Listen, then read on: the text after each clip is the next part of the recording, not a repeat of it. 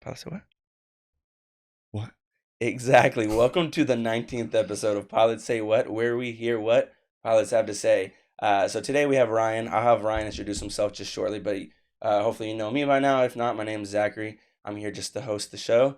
And today we'll talk a little bit about, what makes me a good instructor, or even some things that students, can do a little bit better to get through some of the difficulties when they're working with their instructors, things like that.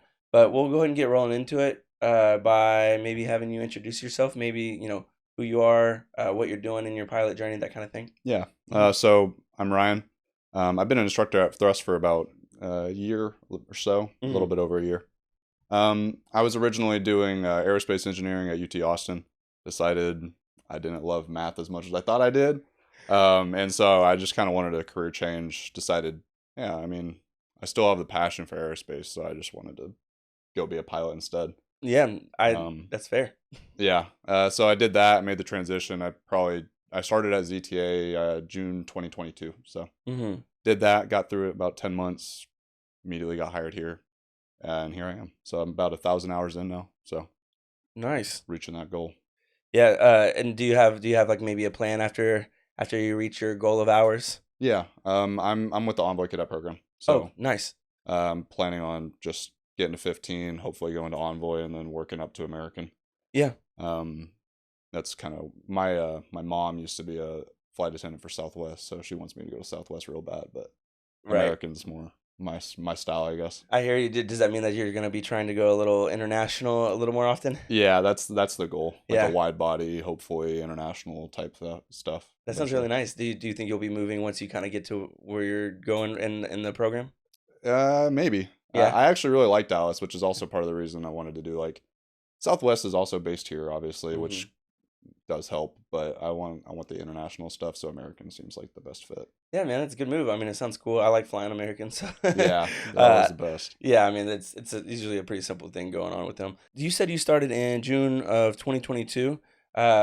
Did you start fresh? Did you have any like your private pilot license or anything like that? Nope, I started fully fresh. Yeah. I did my first flight like ever, I think in March of 2022. Oh wow. And it was funny because the instructor I did it with, I met him, went about 4 months before I started ZTA, and I didn't see him again until like I think October or something. And Yeah. we were just at a hangout with like students and instructors, and I saw him and I was like, "You did my discovery flight," and he was like, "Oh yeah, I did, didn't I?" Yeah. He like totally forgot, Yeah. I was but gonna say, did he remember? yeah, you do a lot of flights, so it Hmm. totally makes sense. But Yeah. it's funny because that guy and I are like really good friends now. So Oh, that's cool. yeah, It's a full even circle thing. yeah, really. Yeah. So it's kind of nice, but Yeah. Okay. Well, I'm curious about what maybe piqued your interest in the first place. I mean, like you said, you're kind of into the aerospace. You're doing the engineering thing. Did you know anyone? Did something say, "Ooh, flight school"? it's interesting. I mean, I think about it. I don't really know what piqued my interest at the end of the day, but Yeah. it was it was always a field I was interested in. Hmm. Um, I wanted to work for NASA Oh, even with like since you were younger, kind of thing. yeah. So that Yeah. was like a little bit more on the aerospace side of Yeah. things. Yeah. But I always liked flying, and I thought it was a very interesting field. Yeah. I just didn't think it was really attainable at the end of the day. And that's what I'm curious about too, because I hear that. I'm curious about what kind of flipped that switch. If you remember, there's a moment where like you saw like maybe an ad or just met someone. If not, that's fine too. But like, did you do your initial Google search? Like, what? I'm curious. Yeah, that's what Yeah. it was. It was like an initial Google search Hmm. because I was in college at the time and I wasn't really 100% like into it Hmm. essentially. So I just gave it a couple of Google searches. At first, it was funny because my Yeah. I wanted to be a flight attendant Yeah. because my mom was, and she was like, "Oh, it's so fun! You get to travel, you get to all these great benefits." And I was like, Right. "Oh, nice." So I looked into that first, and then I was like, "Well, I mean, if I'm gonna do that, I might as well just do the full thing, right?" Yeah. So I entertained the thought essentially. Yeah. It just seemed to make sense. I went for a discovery flight here, and I was like, "Yeah, Said and that's done. all it is. Yeah. Yeah, I'm not doing anything else." It only took, like you're saying, March to June. I mean, you got in by June. Yeah, I mean, that's a pretty quick decision. It's funny how you can just make a quick Google search and then like and here you are. And yeah, you didn't right. think it was attainable, but all you did was a Google search. Yep. So, were you in that time when you were willing to do a Google search to entertain the idea? You must have kind of been already decided that I'm not really into what I'm doing right now. Is that Yeah, true? that's usually what it is. Mm. Because again, I enjoyed my time in college for Mhm. sure. I got about 2 years through as far as my credits go, Yeah. but well, on the engineering side of things, it's just math 24/7. Yeah, 24/7 is not as fun. Yeah, and like you can be good at math, but you do enjoy it at the Yeah. end of the day. Mhm. I'm probably gonna go back eventually and finish it whenever I have time, but Mhm. this is a lot more enjoyable. Yeah, I So hear it's that. it's hard to beat a career that you enjoy, and I mean the pay is also just a plus at this point. So Right, exactly. I mean, I hear, and that's one thing I like about talking to all the pilots I've been talking to is everyone's kind of enjoying what they're doing. They're enjoying this whole. I mean, I'm talking to a lot of students and a lot of CFI, so there's a lot of people early in their career, and everyone seems to be just really enjoying what they're doing.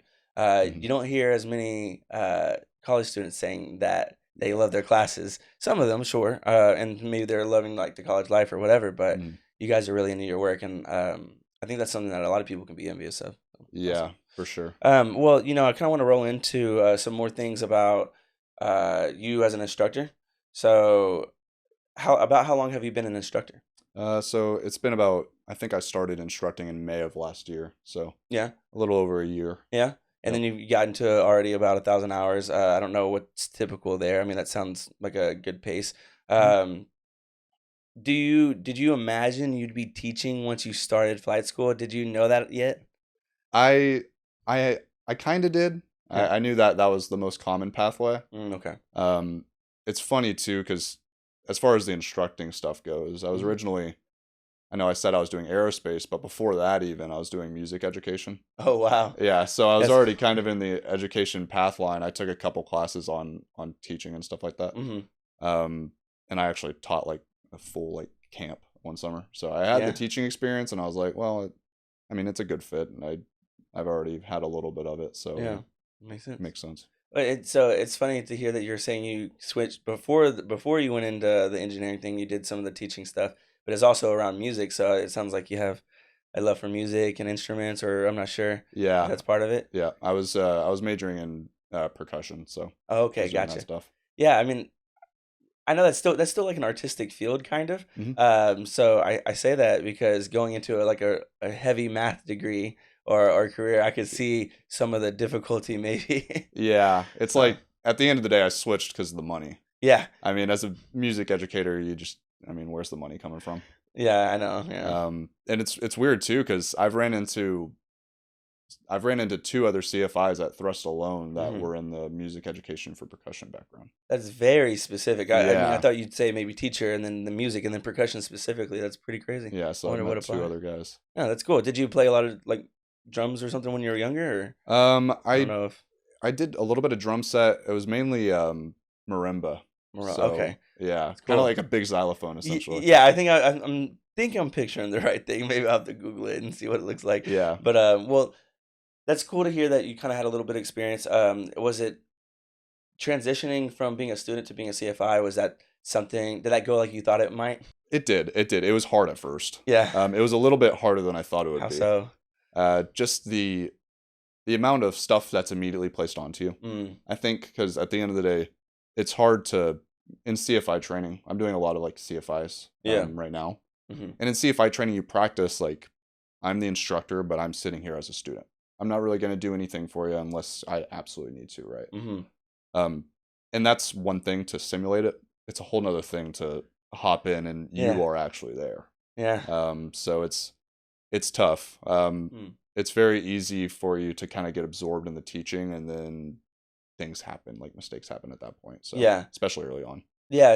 And so you're saying there's like almost like a training to kind of like split up your own responsibility between actually teaching and then like safety and maneuvering and stuff like that. Yeah, Uh, exactly. yeah, gotcha. That's an interest because that's a two different responsibilities, and that's kind of both thrown on you at a Hmm. different level than it was before. Yeah, I get that. I didn't think about it that way. Most people will talk more about the side of that, which I'm sure you experienced too.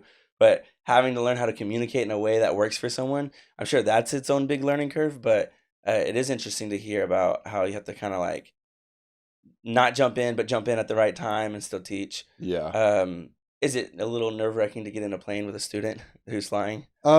It is at first. When Yeah. you first meet someone, it's always going to be a little bit nerve wracking. And if I'm Mm. going with like a random student, I'm definitely a little bit more on my game, if you could. Yeah. But like generally speaking, once you get to know someone and you kind of know their habits and how they fly the plane, even if it's a private student, someone that doesn't really 100% know how to fly yet, Yeah. you get used to it. Yeah, and you kind of know what to look for. I'm sure you start to learn what to look for. Like there's probably common misconceptions and mistakes and areas where you might have to jump in or something like that. Yeah, 100%. And like in CFI, we study like the common errors for Oh, everything. okay. Yeah. Um, which I mean, if you look at it, it's like a list of 30 things on each Yeah. maneuver. So until you start fully instructing and like really digging into every single student, that's when you kind of get an idea of where the errors happen and exactly what to do in order to prevent it. Yeah. Um, Is, so just the experience definitely helps. no, that makes sense. Is there, and of course off the top of your head, and is there like maybe a top five ish or something like that, like a handful of things that come to your mind that are the most common misconceptions Yeah. or errors? One of the hardest things is landing, obviously. Yeah. Performance landings being one thing, but just landing the plane in general is hard. hmm Um, Is there something specific about it that people tend to like mess up on? And yeah, this is I asked it that way because maybe there's like student pilot watching or something like that. And it's okay maybe to get a little detailed if that's where your brain goes. yeah. I think one of the biggest things, and I know this because I did it throughout a majority of my training as a student, is not looking like all the way down the runway. And we say Mm, it all the time. We say it all the time during our private training. Look down the runway, right? yeah, Um, but as a student, especially early on, it's very easy to fall into the pitfall of I'm looking down the runway, but like kind of, yeah, right? A lot of the times they won't look at the nose per se, but they'll look at halfway between the end of the runway and the nose, maybe uh-huh, at their aiming point on the runway or something like that. yeah, And when you do that, you're not getting a full understanding of one, how like high you are off the runway, yeah. but two, if you're actually descending or ascending above the runway. Mm. And that majorly affects how you flare and how good the landing is at the end of the day. And then I want to hear the next point too, but just real quick, do you think that that's because they think looking at the ground is actually more effective than looking down the runway? Is that like the maybe the mental thing? I think it's that, and also it's the looking down the runway and not looking at where you're landing is always a little weird. Oh, it's a little trippy and scary. Okay, gotcha. It's the Yeah, natural tendency. Yeah. essentially. Just like getting behind that mental barrier of trusting that by looking down the runway, you're going to understand when the plane's going to touch the ground, essentially. Okay. A lot of people think just look down here and I'll know, but not really. Yeah, that's good. Yeah. And then it sounds like maybe you did have another one, at least a few more in mind anyways. Yeah, so that's with landing. Yeah. Another thing, just in general, with this could be maneuvering, this could be landing, this could be Yeah. taking off, is just rudder control. Mm, That's a big one, especially if you make a bad habit of just not really using your feet a lot when you first start. yeah. It definitely affects it, and that's one of the jokes of student pilots. More right rudder, right? Yeah. Yeah, I hear Um, that joke. I do. yeah, but I mean, at the end of the day, it's very important. It's Yeah. a full control surface of the airplane that I think goes kind of on the wayside sometimes with some students, especially if they just learn the improper way when they first start. Yeah. Um, That makes sense. yeah, Because I didn't actually understand until I did a video with Justin when he was still here. yeah, I didn't even really understand what it was that it takes to maneuver the plane. I'm not a pilot, so but that's a very interesting concept, just to use your feet to literally steer the plane. It's yeah, a lot different than driving. I'm sure it feels a lot different than too. Um, okay, well that's good. I'm wondering what was one of the last things maybe you taught, or even maybe if something more interesting comes to mind, something that you really like teaching comes to mind, if you could give a couple tips on those, or maybe what people struggle with on those. yeah.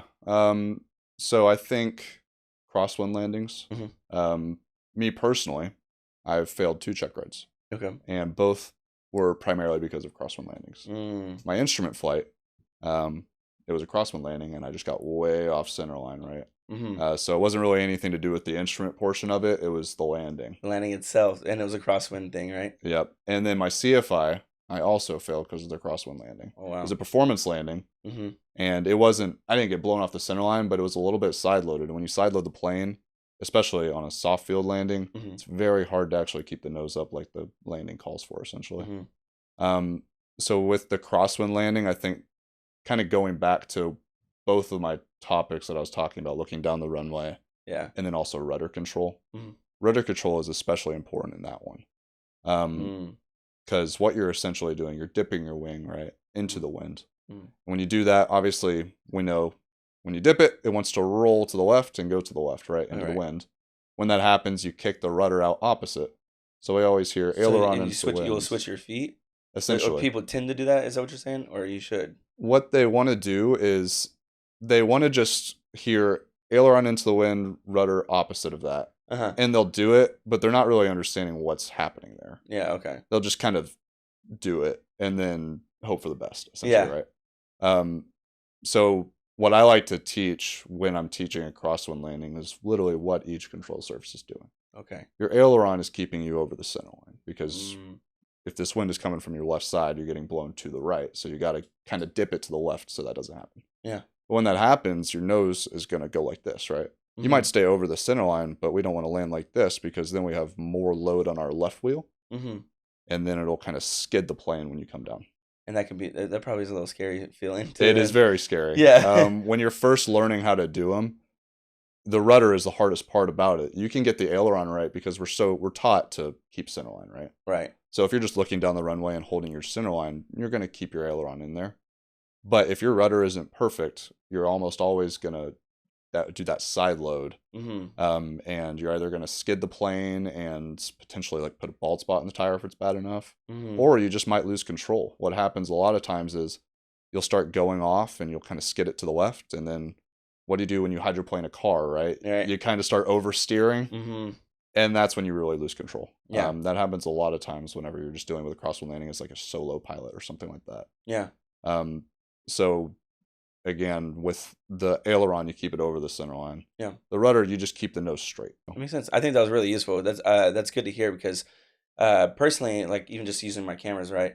I didn't understand the 3 main settings of exposure for a long time. I was trying to explain to my friend, I think maybe yesterday. I was just trying to move the numbers around until the image looked okay. I didn't really know what I was doing. And now it's nice to know like the exact control and effect of each portion, like each variable. Yeah. So I'm sure that's useful. Yeah. When you're teaching those sorts of things, let's say that's like something you're uncovering, you kind of solve for yourself, so you feel like you're good at giving back to the students. I'm curious about if you had to like adapt, like what are some adaptations you've had to do to students? Because when you become a CFI, like we said, there's a learning curve in the communication side of it. Do you find yourself having to adapt in certain ways based on the students' learning? Yeah, I would definitely say so. It largely, in my experience, because I get students of all ages and all backgrounds, right? Especially at Thrust. It's about adapting to what they're used to, essentially. You can definitely tell, like, just the personality of someone when you first meet them, essentially, right? Yeah. You can tell, like, how they talk, how they want to be talked to, yeah, what their interests are, that sort of thing.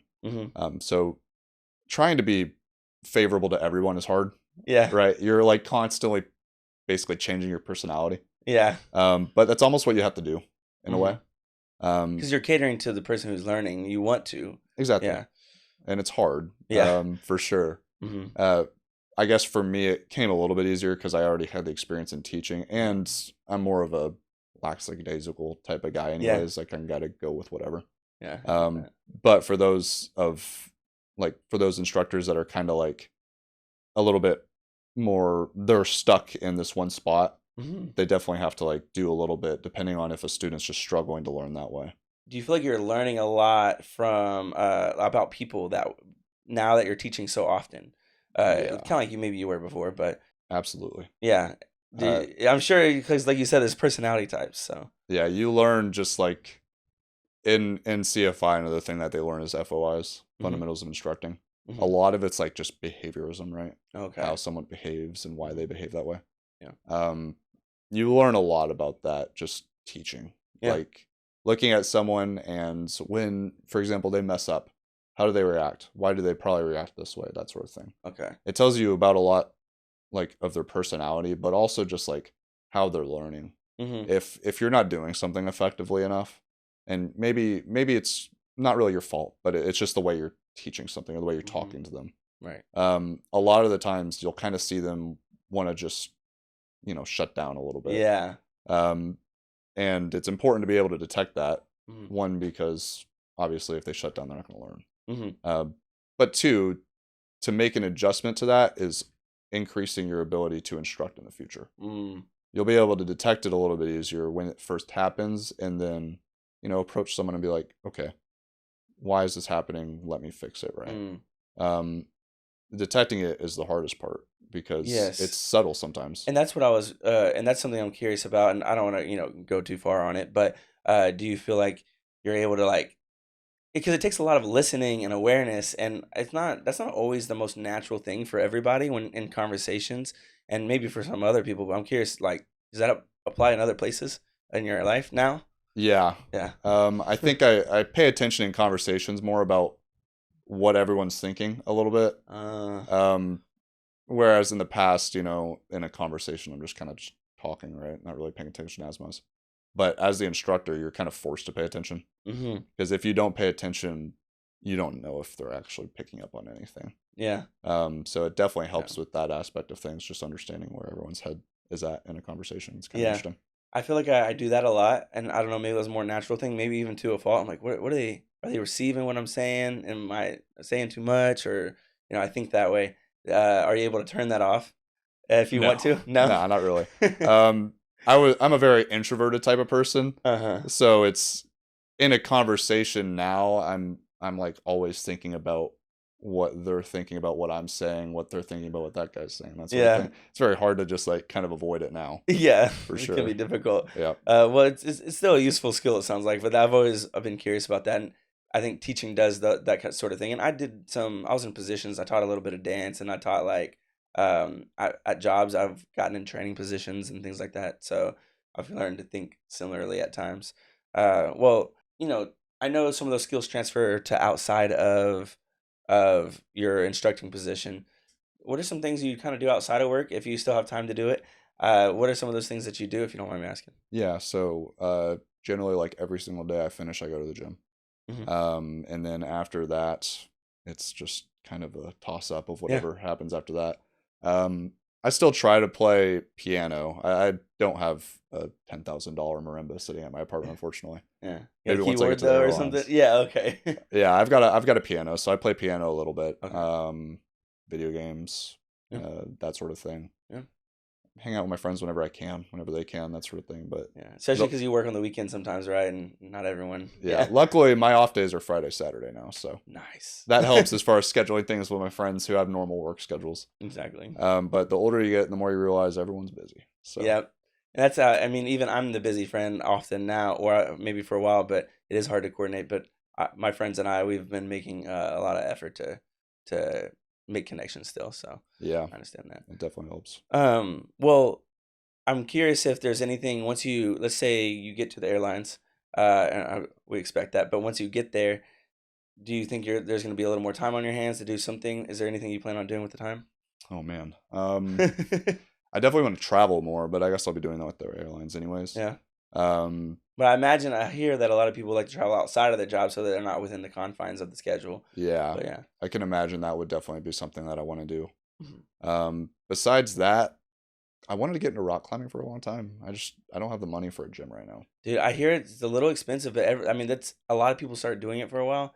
And one of my friends, he invited me a couple times, and I really feel like I'd get into it. But the last thing I need is Yeah. any more hobbies that I don't have time for. So, That's the hard part. yeah. Like you can't really dig into something and really get good at it unless you spend a whole lot of time that I don't really have right now. So Yeah, and exactly. And I want to get good. Like I like to get good at things that I'm doing, and I've already learned that I have a tendency not to like put the time in that I need. So if I already feel that way about certain things, then I'm just not gonna pick up anything yeah, new. I'm kind of the same way. That's Yeah, why flying is nice because it's my career, so I do it all the time anyways. right. And there's still a lot of skill sets there. Are you wanting to actually fly different types of planes or certain kinds of planes? Are you looking into that kind of stuff? Yeah. I mean, the goal is a 777, Yeah. eventually, but Yeah. probably more Boeing as far as that's like concerned with the aircraft. Hmm.